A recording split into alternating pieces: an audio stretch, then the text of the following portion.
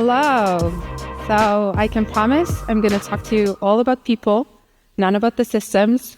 So we'll start with a theme of raising hands. So raise your hand if you've ever told yourself, I wish I was in my manager's shoes. If only I was there, everything would have looked so different. All the problems would be solved. Everyone will be happy. All the people will be trusted. Great. So anyone who haven't raised your hand, come talk to me at the break. Definitely. So I definitely was telling this myself a lot. I was a manager for a few years. In fact, I was leading my peers as well. I was setting the strategy for the whole org. I just didn't have the titles. So you know what happens next? One day, I became the big boss. This is just awesome. Well, I use Google Translate for the Brits in the audience. This is just brilliant. Now I can do anything I want, even better. Now everyone will do anything I want. Simple, right? Well, not so much. Let me tell you how it went. I attended a quarterly review meeting for one of the teams that just started reporting to me. And they were speaking about the things they did well, the risks they took, and I did what I was used to do. I asked a lot of clarifying questions. I made some comments. The meeting ended. I was super happy. I got all the information I needed. That's great. But something very unexpected happened. I started hearing from the folks in the meeting, she's being too inquisitive. Why is she asking so many questions? She couldn't possibly know all the details. Why did she assign this task to me? She doesn't trust us. And the worst of the worst, the M word, she's micromanaging. First time in many years, all the bulbs, started flashing and I didn't know what to do. This is not the manager I wanted to be. This is not the leader I wanted to be. What I knew for sure is that something had to change. So let me tell you about myself for 2 minutes. My name is Weiner. I dropped off PhD in neuroscience to join Google and stayed since. I've been a manager for more than 10 years, and for the last 5 years, I've been managing teams of 50 plus folks. These days, I lead Google Cloud database migration service. And I'm going to share the 5 lessons I've learned to become the manager I wanted to be. So let's go back to that review meeting. What could have I done differently? I was asking myself, and that brings us to rule number 1. Speak less.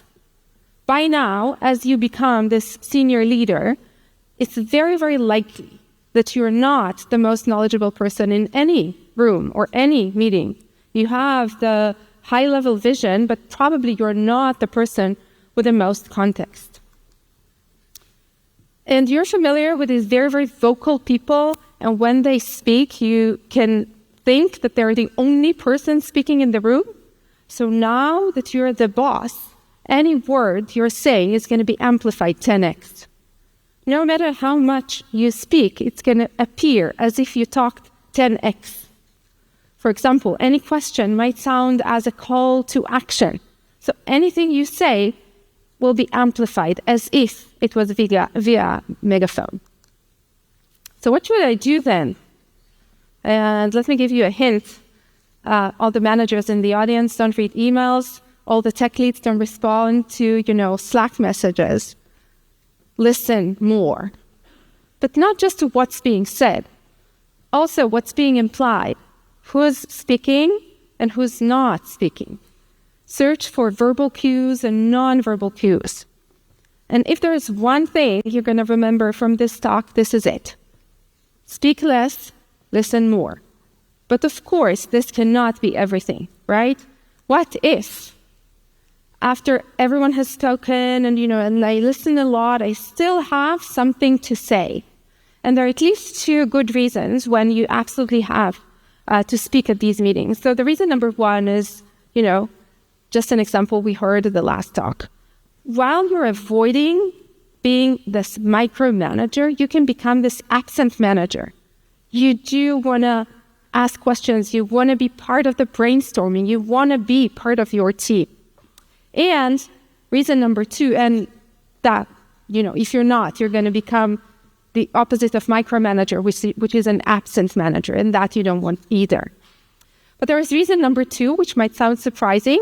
So no matter how high up you go, you have your own manager, and it can be the VP, the CEO, the board, and at some point, they can ask you all these questions. And you're expected not just to be there at the strategic level, but sometimes, especially in the 2024 climate, you are expected to be able to drill down to the very tiny details. And when you're going to ask this question, you're going to need to know all these tiny details. So how do you say something, or how do you ask all the questions you might have without sounding commanding? So this brings us to rule number 2, speak more. But probably differently. You should start by explaining the way you're thinking. For example, the way I think about SLOs is that this is a commitment both to our users and to ourselves. Explain why you're going to ask is important both to you and the company. The SLOs are important to me personally because I really value engineering time, and I want us to spend less time on short-term fixes. Be curious. Explain again and again, and you might sound to yourself as a broken record. I'm asking because I want to know. I'm asking because I didn't understand. I want to make sure I understand. And of course, in order not to find yourself in a situation when you have this random question, what about the tests? And then you wake up 3 or 6 months later and see that there's this mega project revamping all the tests. So make sure to say, this is not a call to action. I just want to know. Last one, diffuse the situation. If you can, tell a joke about yourself, of course. Or say something like, explain it to me like I'm a 5-year-old, like I'm a dentist. After all this preparation, which might sound unnecessary, but believe me, it is, ask the question. There is one more area where you should absolutely speak more, and that's pass downs. You're now in so many meetings, no one else is. Be generous. Share as much information as you can. Help connect the dots between the engineering jobs that each and every person is doing and the business goals and the business metrics. For example, the SLOs really help us move the needle on the most important business metric, customer retention. And that brings us to rule number 3. So who's familiar with the 5-to-1 rule? Anyone? No one? Okay, I'm going to tell you. So Emily Heafy and Marshall Lasada in 2004 published a research with an ideal positive to negative feedback ratio. So in order for anyone to be able to really listen and consume your negative constructive feedback, they have prior to that to hear 5 positive things from you. So especially as you go up, this is of course true for anyone, any manager, but as you go up, it's really, really important for you to remember to make sure to fill that positive bucket. Interestingly, this was echoed in a research for married couples. So same ratio, 5-to-1, increases the chances of not getting divorced. So if you didn't get engineering leadership advice, at least you got some marriage advice. Rule number 4.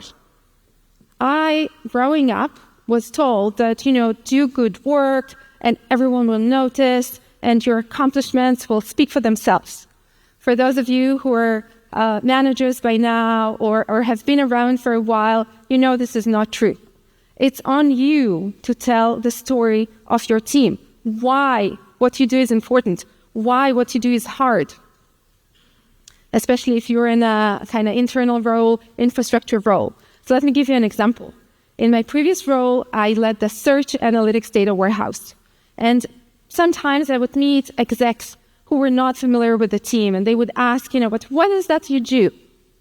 And I would start saying, we ingest large amounts of data, and we store them at various levels of granularity, and we optimize the storage, and we optimize the query engine, and so on and so forth, yada, yada, yada. By now, I'm pretty sure many of you are thinking, I should probably buy some milk. Well, that story didn't go so well for the execs either. So what I did is really distill the message into one simple sentence. What we do is a data platform for user activity. And that gives any listener the opportunity to ask, what do you mean by data platform? What do you mean by a user? So this gives you the opportunity to adjust the messaging to a one sentence, maybe elevator pitch of 2 minutes, maybe a 10 minutes talk. So start short with something very, very clear and expand the story based on their interest. And that brings us to rule number 5, which is also the most fun. So let's go back to that review meeting. One additional thing that I missed. Now, being the boss that most of the folks don't interact with daily, and maybe not even weekly, it's on me to be the person who acknowledges and admires what they do. So it's on me to cheer to each and every person that did their best, achieved more that they committed to, and overcame some unforeseen obstacles. So how do you do that? Start by thanking people, and not only for the huge achievements, but for anything they do anyway. For example, thank you for coming to the meeting with me. And if you're late, thank you for waiting for me. Oh, sorry. Prizes, bonuses, awards, anything that's acceptable in the company you work at. And it doesn't have to have monetary value. For example, you can have a monthly helper's hand award for someone who's really helping others. The last one is when you do have these huge achievements or launches, share credit as widely as possible. Really, credit is infinite. The more, the better. And we got to the summary of the 5 lessons I learned on my journey to become the manager I wanted to be. So starting with speak less, listen more. Continue with speak more, explain the way you're thinking. Remember the 5-to-1 rule for any feedback you want to give. Be a storyteller. Have a great framing for your org and be able to expand it. And celebrate. Make it fun for everyone, but for you as well. And if you only have 2 takeaways, this should be it. 1 is listen more, and 2 is remember the 5-to-1 rule. Thank you very much. You've been great.